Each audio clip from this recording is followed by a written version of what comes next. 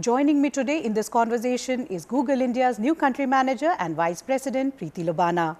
Preeti, many thanks for speaking to PTI. Thank you. Thank you for giving me the opportunity. Great to chat with you. Preeti, in your new role, what would be the top priorities for you for Google India in the next 2 to 3 years? So, I just took over my role in mid-Jan, and it's such an honor and a privilege to be in this role at such a critical and exciting juncture. So when you look at, how we can help empower India's economic progress, especially in the digital space, as you know, we are looking at a 1 trillion digital economy, right, in the next few years. How do we bring the best of Google Ads, our cloud, and cutting-edge AI to power India's economic momentum? We have the honor of working with multiple companies, from small SMBs to mid-sized conglomerates to public sector, and making sure that we are doing this deep partnership to help them grow, to help them acquire more users and customers, to help them to be successful in a fast-changing, dynamic, AI-led environment is super critical. The second thing really is, pioneering AI in India. Now, how do we as Google bring the best and place our sort of strength in research and engineering? And we set up the AI Research Center in Bangalore as well. How do we place that at the front and center in India through great local partnerships? Because it is about being relevant in the rich context and diversity of India and making sure that we are partnering with local players to move the country forward in that space. The third thing that is really, really critical is that user preferences are changing. If you look at our core products like search, people are now wanting to have longer conversations in search, ask longer, deeper questions. So how do we meet the moment and meet the users where they are? So making sure that we are moving a core product like search to be more intelligent, more intuitive, and more conversational, and meeting the users. And lastly, and very important, India is a powerhouse in terms of how the digital economy has taken off, right? But none of that good stuff will continue to grow and evolve without, that deep foundational layer of people having trust, people feeling secure. And so making sure we continue that journey of making, digital India more secure, more, where people have the confidence and trust is there. So whether it's about working on our AI principles, of building in safety and security, building it grounds up in the product, or working with the broader ecosystem, because it's not the role of only one player. It is about working with the ecosystem, sharing signals, sharing intel, bringing the best of AI and technology to make the digital online economy even safer. These are the sort of 4 key pillars. What are the big shifts or the mega trends that you see in the digital landscape and indeed the policy and regulatory landscape in India? So if you look at the digital landscape in India, it's so unique, right? Think about the adoption. I mean, who would have imagined a few years ago that UPI and therefore consequently, payment systems like Google Pay would be so widely adopted? It's been amazing to see the takeoff and the billions of transactions that get enabled through UPI, and that's made a big difference to how people consume and purchase. We've seen that take off. I think the tier 2 and tier 3 cities or rural India also adopting and being aware. And so we met the moment, for example, you heard this, it's a few years ago, but voice search is so widely used in India because people just don't want to type out their queries in English, making sure we are meeting them through those kind of capabilities. And then, when you look at the AI landscape, when you look at AI is being adopted, you have today challenges. There may be macroeconomic uncertainties, there are supply chain logistic challenges. Companies want to do more with less. So adopting AI and cloud to make sure that they are getting that productivity leap, that they are changing and optimizing their infrastructure and their operations to be more sort of efficient, doing more with less is very, very critical, and we are seeing that happen. Agentic AI, for example, how enterprises can use agentic AIs to have different parts of their systems talk to each other, to interoperate with each other, and to get huge efficiencies. Deepening their engagement with consumers. We all know that you can only grow customers if you engage with them, if you give them frictionless experiences that are just meeting the need at the moment. So agentic AI will play a very critical role in how we can make sure that that ecosystem is super critical as it evolves, and that is going to be a big thing over the next 2 to 3 years. How do you view the India market and given the size and scale, what are the unique challenges and opportunities here? So first of all, Google is a critical, Google looks at India as a critical market. We are deeply engaged here, we are deeply committed, we are all in, and when you look at the breadth of one Google, we are here across all our products. In fact, our investment in this market, so many products are launched here. So if you think about the short form video, Shorts came on YouTube first to India. GPay, I mean, look at the scale of Google Pay in India. So that is where we launched the product and taking the learnings overseas. So India is a very critical market for us. We have made investments in putting a lot of large teams. So think about many of our core engineering teams. I don't know if you're aware, I referenced setting up the AI Research Center in Bangalore. Our Google DeepMind team, you know, the head of GDM APAC also sits out of India, Manish Gupta. So investing in India and making sure that we've set up our, cloud team here to partner with Indian corporates. Like I said, the cloud infrastructure, providing our cutting edge models like Gemini through cloud and development like Vertex AI is very critical to how we look at India as a big opportunity and how we can help grow the companies. We are working with policymakers, we are working with academia, we are working with the public sector to see how we can deeply partner with them, as also help, things like, say, Project Vani. We are working with the Indian Institute of Science. You're aware of Project Bhashini that has been announced by the Government of India. So how do we make sure that we are making available local language data sets, open source those, because that is going to be critical for India to be able to build its foundational models, because leveraging the rich diversity of languages, you need to have models that are relevant for the country. So very different ways in how we are working with different parts of the ecosystem here. So we continue to invest and grow here. Let's look at the regulatory side now. Over the last many years, we have seen different cases and incidents coming up. There was, of course, this, Google Android TV case where there was a settlement, and of course, the Google App Store, the Play Store issue that has been going on between Google versus, the startup ecosystem. I wanted to know, in the backdrop of these cases, and there are others as well, how do you fine tune, or how do you look at your India strategy so far as the regulatory touch points are concerned, so far as competition is concerned, so far as, fair competition is concerned? So first of all, a very strong part of our ethos is we welcome, competition only makes the digital ecosystem richer, and a rich, vibrant, thriving digital ecosystem with many players and competition means the end users gain. Their experience improves because they get more choices, and more innovation happens. So we are deeply committed to having that rich, thriving digital ecosystem when it comes to Android or it comes to the Play Store. Now, when we look at, I'm not obviously going to comment on cases that are underway, let the process take its due course.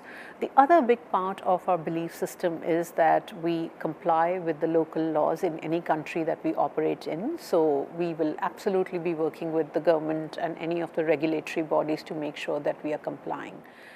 If we just zoom out and look at the Android or the Play ecosystem, if you go back to the early 2000s, developers had a big challenge because any app they developed, there were multiple OSs that had to, the app had to work across multiple OSs. It's a big challenge. Return on investment was a big issue. How do you get scale? And that kind of a setup also favored any big player. So Android evolving at that time in response to that sort of fragmented ecosystem made sure that there was almost a revolution. The Android OS enabled an expansion by nearly 60% of what I call entry-level smartphones. And it, that is what has powered our country's sort of digital explosion, right? And users adopting. Similarly, the Play Store offers so many benefits to developers. In fact, we are so proud that developers from India, the earnings are something like 4,000 crores, and about 85% of that revenue comes from their overseas customers. So we very closely work with the developers also through our startup accelerator. So I want to say that in the context when you say how we operate in India, we are growing and evolving the ecosystem. We are partnering with developers to make sure they have access to our latest technology, AI, etc., and how they can grow their revenue. And what we also offer in our ecosystem is that our platforms are very safe, secure, widely accessible. All of that means that we need a solid business model. Now, we have been evolving our business models in the context of the country that we operate in and making sure that we are hearing the developers. So more to come. Like I said, we are very committed to the laws of the land, and we are always making sure that we are understanding what the ecosystem and the developers are looking at from India and meeting that, so to say. Preeti, having said that, do you think these regulatory oversights or lens on, fair competition is actually forcing Google in India and overseas to be more open? I think we have been open, I would argue. One of our ethos of being open and open source, has been such a big part of our ethos. I mean, imagine, that Google DeepMind, the revolutionary AlphaFold, that unlocks how protein structures work. We kept it as open source, and Chrome evolved into, we open source Chromium. So I would say, if you're talking about openness, open sourcing a lot of our sort of R&D and our products has been a core part of our ethos. That said, there is always a continuous evolution of how we look at our models and how we are operating, and making sure that we are deeply working in partnership with the local government, the developers, the ecosystem in any country. What are the big challenges so far as India is concerned? We talked about the big opportunities, the huge potential. You talked about, how India is critical in Google's overall strategy. Let's talk about the challenges that are unique to India. What would those be, top one or two?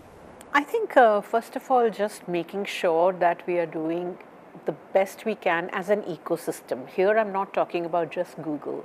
When you look at the scale of cyber frauds or, cyber security and all of that, and the fact that Indians, the users are across a wide spectrum. You have people who are not so literate or digitally savvy, to people on the other end. So how do we make sure that we are developing all of our AI in a very responsible manner, building fairness and privacy and all of that grounds up is very, very critical, and making it relevant for India given our rich diversity of languages, etc. But most important, the privacy and security aspect is very, very critical. And there also, we are now bringing the power of AI. Think of our platforms and at scale.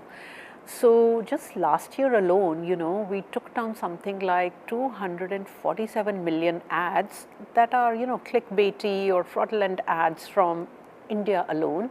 That number is 5 billion across the globe. Or removing sort of 2.9 million, I think, accounts which are bad actors, so to say. So making sure we are removing the actors or ads who are not compliant with our policies, who would not be good for the digital ecosystem.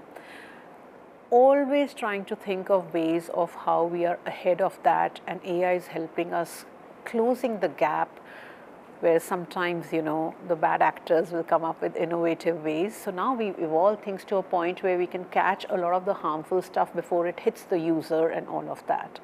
So how we keep evolving our policies, our community guidelines, our tools, and even human oversight to make sure that we are making it safe, secure, and then most importantly, sharing intel with the ecosystem. Could be governmental agencies, could be with other actors, could be across geographies, to make sure that people are safer. That's the single biggest thing, frankly. Preeti, one of the big issues that we have seen in the digital space is, of course, misinformation, fake news, frauds and scams. And AI is actually sort of accelerating that. It's making things very difficult for a common person to actually, understand in terms of what is bona fide and what is not, what videos are really genuine and what is not. I think those lines are blurring. And I wanted to ask you, how does Google look at controlling or curbing or fighting or combating misinformation so far as the Indian digital infrastructure is concerned, Indian digital space is concerned? No, this is super important for us. When you think about our mission about, information being universally accessible and organizing it in a certain way, making sure that we are tackling misinformation in a very systematic manner is very, very critical. So I referenced, having the right sort of policies and guidelines, having the right technology, having the right human oversight to make sure that we are catching misinformation. Now, what we have done is that we're introducing innovation like Synth ID. So when any content is created using some of Google's AI tools, there is an invisible watermark, and it's pretty strong technology because even if it's shared across multiple people or edited, it is detectable. And at our most recent I/O 2-3 weeks ago, we introduced a Synth ID verifier where you can upload that content and it will tell you that which part of that video is synthetic and AI generated. More to be done in this place again, and we are working with others in the ecosystem as well, which is about content provenance and authenticity. Again, these are our efforts. The ecosystem needs to come together, but it is deeply, deeply important to us to make sure that we are combating that. As bad actors become more sophisticated in their approach, will we see Google also stepping up its efforts to counter misinformation and synthetic content? So,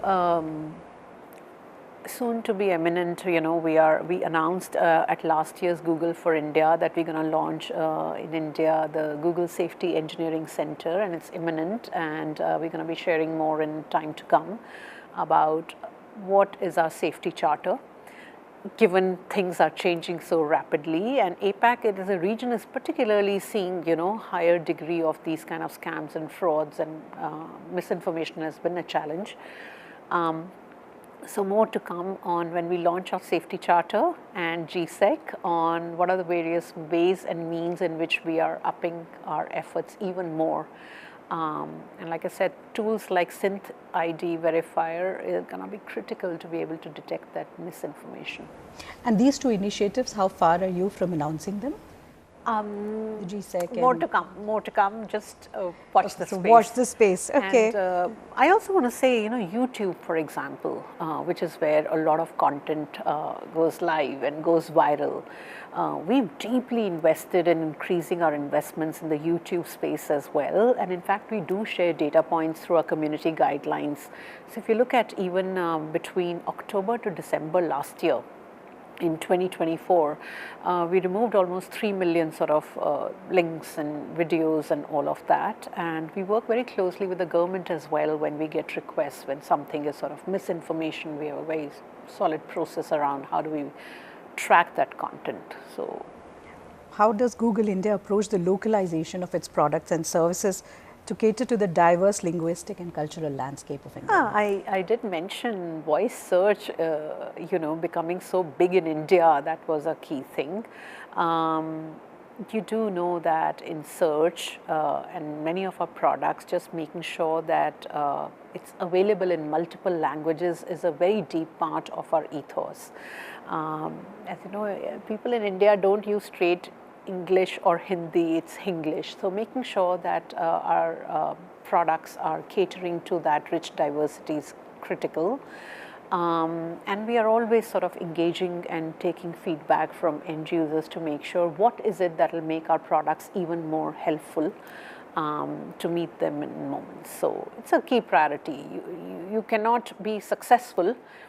Our ethos as a company is build products, they are loved, right, and they are helpful. And part of that is sort of working in the context of the country and its uniqueness. So yeah, language is a very critical part of that. Preeti, right at the beginning you talked about trust and how trust is going to be more and more important in the digital space. And so I wanted to ask, in the light of the given cybersecurity and online threats and risks, how is Google India looking to enhance the cybersecurity measures to protect users and to maintain this very important trust? It is a critical focus area. See, cybersecurity, so when we talk about scams and frauds, that's end users. When we think about cybersecurity, it's more enterprises.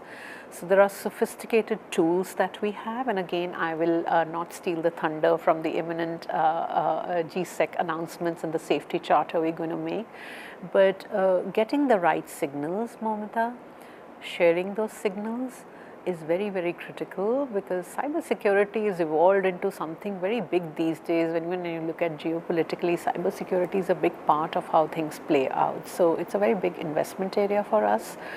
More to come when we announce GSEC. And how do you look at India from a development point of view? So, developers and engineering talent in India building maybe products tailor-made for India market, something that could be replicated in other markets also, and building for the world. We are very proud of that, So when I joined India 8-9 years ago, compared to where we are in terms of headcount and the kind of investments we've made in India in terms of talent across levels, the kind of teams that we've set up in India, it's across the breadth of our products. And our ethos really there is build for India from India, but build for the world also from India. And I did mention that we launched Shorts in India, and we've had a fair degree of learning and customization which we've taken to the world, or what we've learned through launching Google Pay and the kind of scale and success it's had. How do we learn from that to take to other countries? And even in our core ad products, how we look at some of our core ad products and how those are working in the diversity of India. India is not one India. India is multiple Indias. So how do we work on some of our ads solutions as well, which cater to that diversity of tier 2, tier 3 cities, rural users? How do we measure the impact of those products? We've done a lot of that work in India and taken those learnings to other countries. So that's a very deep part of my role as well, on how do we continue to leverage the opportunity, the talent that we have, and combine that with our rich technology and AI to learn not just for us, but to share with the world. Preeti, on this issue of misinformation, and it is indeed a very serious issue that everybody is sort of grappling with, be it governments or regulators or players and even users, of course. When it comes to misinformation, I wanted to ask, you talked about, the safety charter, which is going to be a big one, and other initiatives that are ready to be rolled. Would that also take care of, or seek to address at least, the deepfake issues? And is that getting worse over time, in your assessment, from last year to this year? And how does Google look at this whole issue of deepfakes? Look, whenever new technology comes into play, and AI is that technology that has unlocked a lot of creative potential. So any new technology will bring huge benefits and some challenges as well. So the benefits is what it gives to a lot of people like you and I, just like internet opened up the world of blogging to people like us, right? Or podcasts, where YouTube is concerned. And now there is this whole creativity that is exploding. But with that, as you rightly say, is the challenge of deepfakes. And therefore, our efforts to make sure that whatever content is created using our AI, there are watermarks on that. And then enabling, or sharing tools through which a wider section of users can upload some of this content to be able to identify the synth ID. But like I said again, it is about working with the broader ecosystem as well, because multiple AIs are used to generate some of this content. So it's work in progress. It's an area of deep focus for not just Google, but others in the industry, and it's evolving. How is Google looking at aligning with the India AI mission? Because India is now also looking to build its own indigenous AI models. Are you looking at partnerships? One, two, how do you look at sort of this whole, attempt by India to place itself in the global map so far as an indigenous model is concerned? Oh, we are, I think it's an amazing and inspiring vision, right? And like I mentioned, you know, in the AI context, we work with a wider ecosystem, Momita, of developers and startups. We have our startup accelerator where we are working with a bunch of startups. We've had, I think, 17 sort of cohorts so far, 253 startups that we worked with. And then last 2 years, there's been a big focus on AI startups.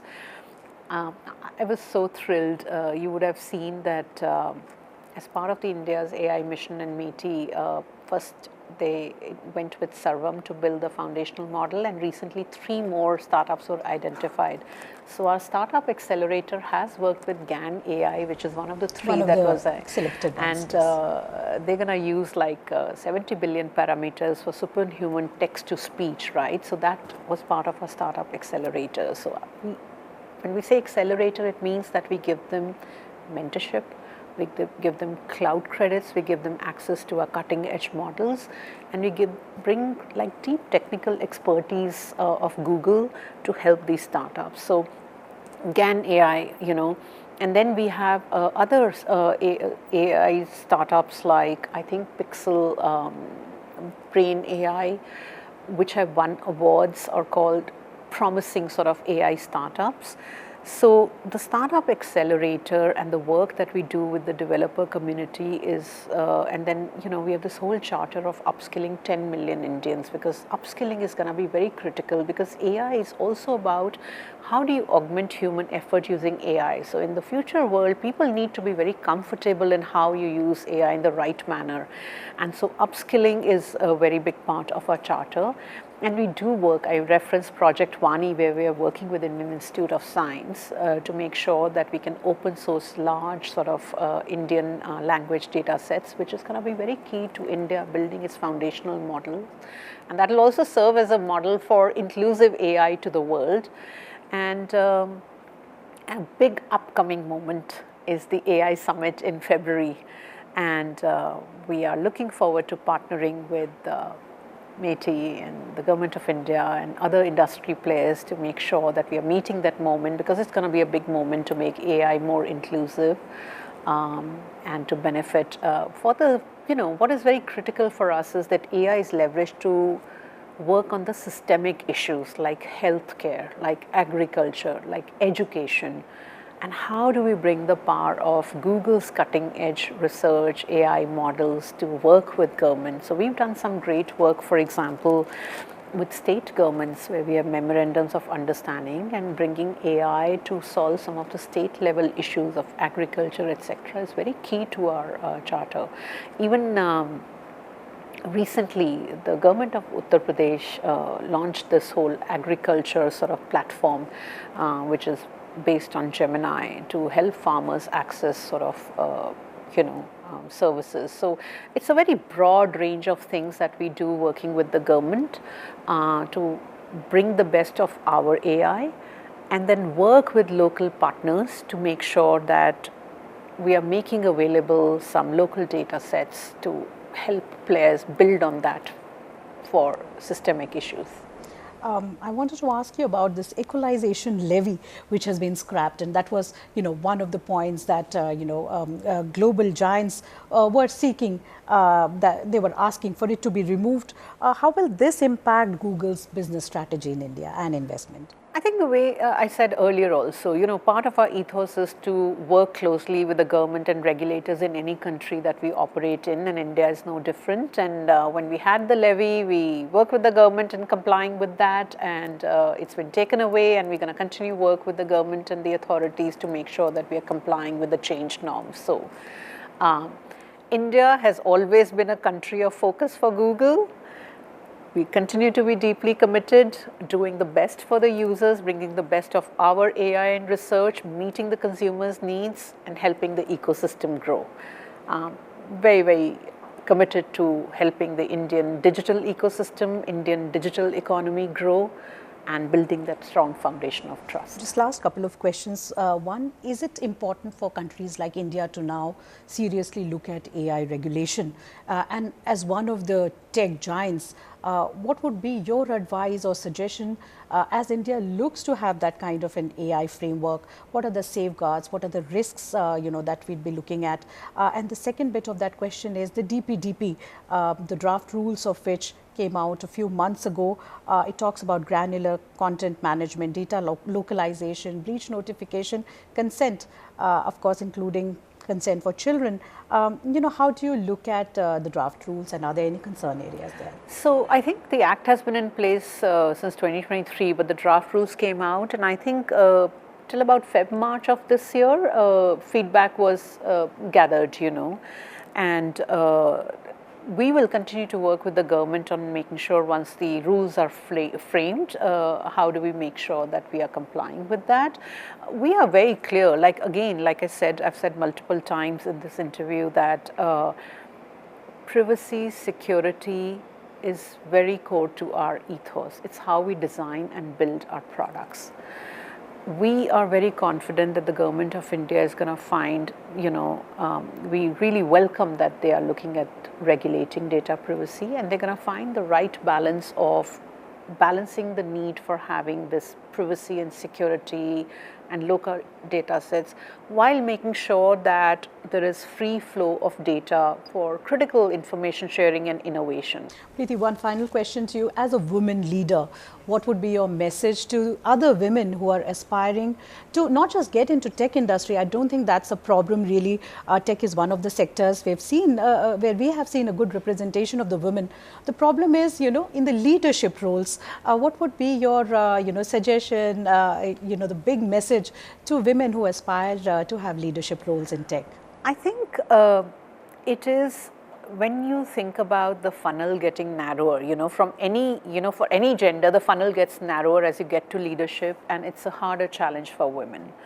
It is about having clarity on where you want to go and having, building on your skills, but having the right allies, sponsors, mentors, having that personal board of directors.